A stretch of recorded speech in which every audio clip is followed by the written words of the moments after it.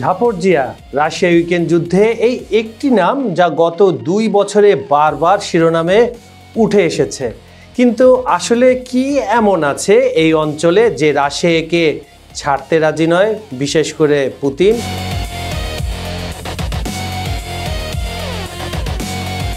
খবর সংযোগের আজকের বিহাইন্ড দ্য সিনের ভিডিওতে আমরা জানবো এর পেছনের আসল কারণ এবং সাম্প্রতিক ঘটনাবলী এই নিয়ে কি হচ্ছে।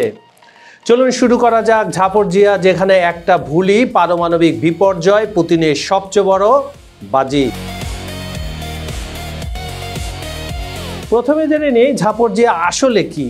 এটা শুধু একটি শহর বা অঞ্চল নয়, এটা যদি আপনি ভেবে থাকেন তাহলে ভুল, বরং এখানে রয়েছে ইউরোপের সবচেয়ে বড় পারমাণবিক বিদ্যুৎ কেন্দ্র। আপনি একবার ভাবুন তো, 6টি রিঅ্যাক্টর যা ইউক্রেনের মোট বিদ্যুতের প্রায় 20% উৎপাদন করত। এখন প্রশ্ন হলো, কেন এটা এত গুরুত্বপূর্ণ? এটা যদি আপনাদের আমি বোঝাতে চাই তাহলে এর মূল কারণ হবে 3টি। নাম্বার 1, প্রথমত এনার্জি কন্ট্রোল। যে এই প্লান্ট নিয়ন্ত্রণ করবে সে মূলত দক্ষিণ ইউক্রেনের জ্বালানি সরবরাহের চাবি ধরে রাখবে। এটা অনেকটা দাবা খেলার মতো, একটা কি পাস দখল করলে পুরো গেম চেঞ্জ। দ্বিতীয় কারণ, মিলিটারি শিল্ড। এই প্ল্যান্টকে কেউ আক্রমণ করার সাহস পাবে না, কারণ পারমাণবিক দুর্ঘটনার ঝুঁকি থাকবে শতভাগ। রাশিয়া এটাকে একটা প্রাকৃতিক সুরক্ষা বলয় হিসাবে ব্যবহার করছে। এখানে পুতিনের বুদ্ধি কাজে আসবে। কিভাবে নিজেদের সেনাদের রক্ষা করা যায় প্রকৃতির নাম দিয়ে। তৃতীয়ত, সাইকোলজিক্যাল ওয়ারফেয়ার। এটা পারমাণবিক প্লান্ট নিয়ন্ত্রণে থাকা মানে হলো ভয় এবং প্রভাবের একটা বিশাল অস্ত্র হাতে রাখা। এবার আসি আসল মজার অংশে। আপনারা একটু নজরে বসুন, খেলা এখন জমবে। 2022 সালের ফেব্রুয়ারিতে যুদ্ধ শুরু হয় আর মার্চে রাশিয়ান বাহিনী এই প্লান্ট দখল করে নেয়। কিন্তু স্টোরি এখানেই শেষ নয়। সেপ্টেম্বর 2022 রাশিয়া একটা রেফারেন্ডাম বা গণভোটের আয়োজন করে। তাদের ভার্সন অনুযায়ী ঝাপরজিয়া অঞ্চলের মানুষ রাশিয়ার সাথে যুক্ত হতে চায়। এটা হচ্ছে রাশিয়ার কথা। আন্তর্জাতিক সম্প্রদায় অবশ্য এই গণভোটকে এখনও স্বীকৃতি দেয়নি। তারা বলছে যুদ্ধের সময় বন্দুকের নলের সামনে গণভোট কোনোভাবেই হয় না। কিন্তু রাশিয়ার জন্য এটা একটা লিগ্যাল জাস্টিফিকেশন তৈরি করে দিয়েছে। তারা বলছে এটা এখন তাদের টেরিটরি, রাশিয়ানরা তাদের জমি রক্ষা করছে মাত্র। আপনি কি আবার পুতিনের কৌশলের চমক দেখে থমকে গেলেন নাকি? আসলে তিনি মানুষটাই এইরকম, কিভাবে সুযোগ বুঝে কোন কাজটা দ্রুত করতে হয় তা রাশিয়ার এই আনস্টপেবল লিডার ভালো করেই জানেন।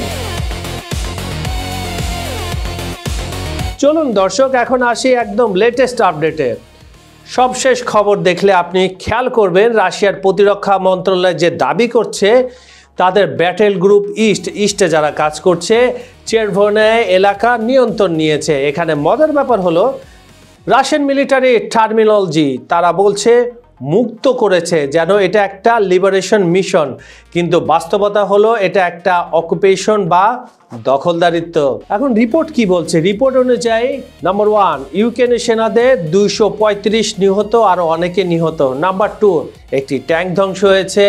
নাম্বার 3, আর্মড ভেহিকল নষ্ট। অবশ্যই এই সংখ্যাগুলো রাশিয়ান ক্লেম, মানে রাশিয়া এগুলো দাবি করছে, স্বাধীনভাবে ভেরিফাই করা সম্ভব হয়নি।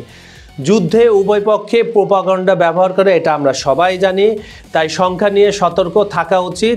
দুই পক্ষ দুইভাবে তাদের সংখ্যাটা তুলে ধরে, কিন্তু আসল চিত্র যুদ্ধক্ষেত্র থেকে পাওয়া খুবই কঠিন কাজ। ইতিহাসও এমন অনেক অনেক ভুরি ভুরি কি রয়েছে, উদাহরণ রয়েছে। এবার একটু পেছনে সরে পুরো ছবিটি দেখে আসি।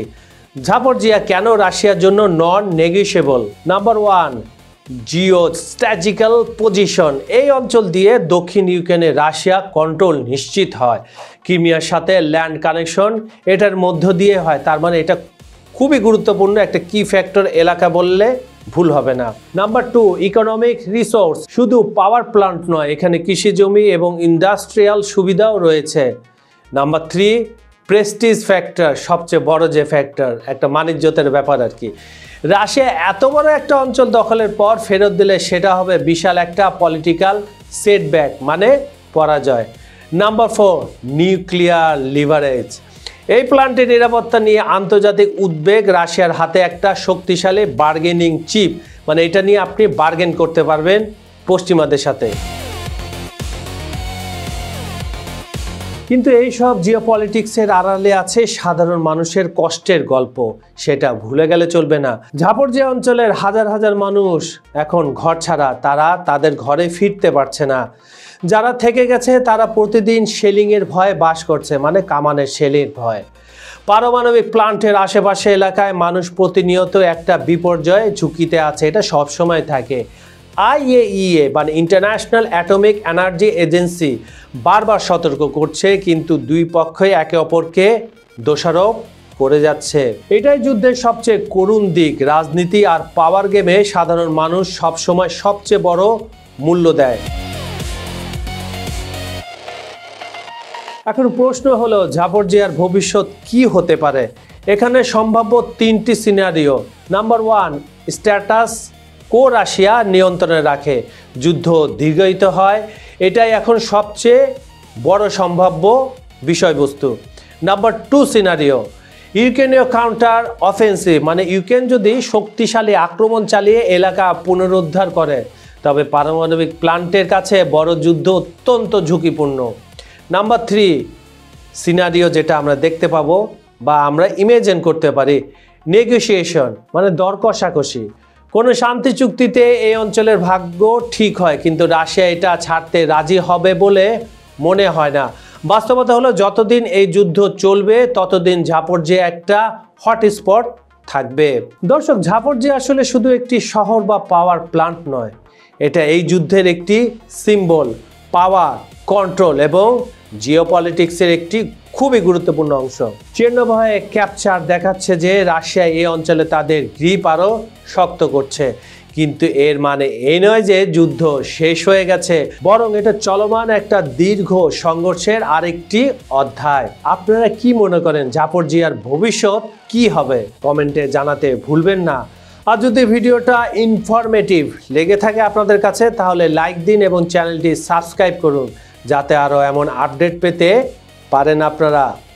খবর সংযোগের বিহাইন্ড দ্য সিনের ভিডিওটি যদি ইনফরমেটিভ লেগে থাকে তাহলে লাইক করতে ভুলবেন না, শেয়ার করুন আপনার বন্ধুদের সঙ্গে, আর নতুন হলে চ্যানেলটি সাবস্ক্রাইব করে ফেলুন, যাতে এরকম আরও ইন্টারেস্টিং কন্টেন্ট মিস না হয়।